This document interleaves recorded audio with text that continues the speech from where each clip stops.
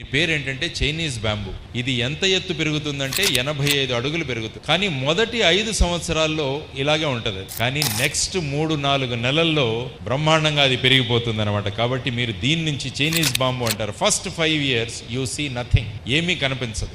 మనకు కూడా అలాగే అనిపిస్తుంది, మేము గోల్ పెట్టుకున్నాం కానీ మాకంతా అభివృద్ధి జరగట్లేదని ఒక్కోసారి నిరుత్సాహం కలుగుతుంది. అప్పుడు వెంటనే చైనీస్ బాంబు గురించి ఆలోచించండి. 5 సంవత్సరాలు ఏమాత్రం ఎదుగుదల కనిపించదు, కానీ నెక్స్ట్ 90 daysలో 80 అడుగులు పెరుగుతుంది. దానికి ప్రధానమైన కారణం దానికి ఉన్న ఓపిక.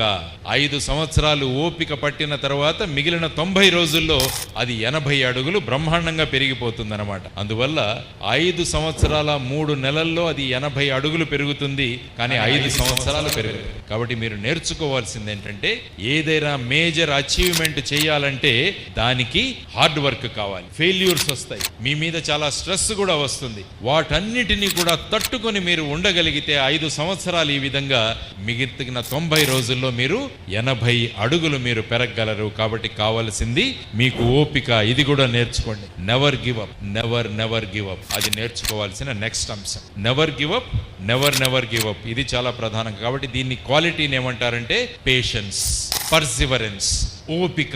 ఎవరికైతే ఓపిక ఉంటుందో వాళ్ళు విజయాలు సాధించగలరు.